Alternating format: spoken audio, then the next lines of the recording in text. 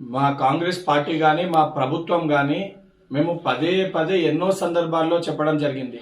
గత 10 ఏళ్లుగా తెలంగాణ ప్రజల రక్తాన్ని ఒక దయ్యాల లెక్క పీల్చి 1,00,000 కోట్లు దోచుకున్న బంగారు కుటుంబం ఈ కల్వకుంట్ల కుటుంబం అని చెప్పినాము. ఇది కల్వకుంట్ల కుటుంబం కాదు, కల్లాల కుటుంబం అని కూడా చాలా స్పష్టంగా చెప్పడం జరిగింది. నిన్న కవిత గారు ప్రెస్ మీట్ లో మాట్లాడుతూ చాలా స్పష్టంగా కొంతమంది దయ్యాలు ఉన్నారు అని చెప్పి తను కూడా అదే మాటని అంగీకరించడం జరిగింది. ఈ రోజు పంచాయతీ కేవలం వాళ్ళ కుటుంబం మధ్యలో ఉంటే మాకు దాంతో ఎటువంటి సంబంధం లేదు. కానీ ఆ దోచుకున్న 1,00,000 కోట్ల పంపకాలతోటి వచ్చిన పంచాయతీ కాబట్టి ఇది ఆ 1,00,000 కోట్లు దోచుకున్న మరి దయ్యాలు ఎవరు? కేసీఆర్ గారిని అన్నారా, లేదా కేటీఆర్ దయ్యమని అన్నారా, సంతోష్ రావు దయ్యమని అన్నారా, హరీష్ రావు దయ్యమని అన్నారా, లేదా బీఆర్ఎస్ పార్టీలో ఇంకే నాయకులని దయ్యాలని చెప్పి మీరు ఉద్దేశించి మాట్లాడినరో దానికి స్పష్టత తెలంగాణ సమాజానికి తెలంగాణ ప్రజలకి ఇవ్వాల్సిన బాధ్యత మీ పైన ఉంది.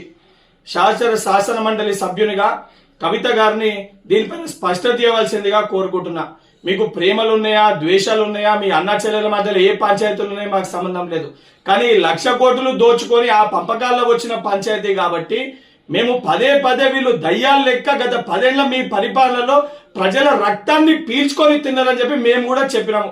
ఆ చెప్పిన మాటల్ని మీరు కూడా స్వయంగా ఆ కుటుంబంలో ఉన్న ఒక కుటుంబ సభ్యురాలు కల్వకుంట్ల కవిత గారు అంగీకరించారు. మరి అంగీకరించినప్పుడు ఆ దయ్యాలు, ఆ రాబందులు, ఆ రాక్షసుల పేర్లు కూడా తెలంగాణ ప్రజలకి స్పష్టత ఇవ్వాలని చెప్పి కవిత గారిని కోరుతున్నా.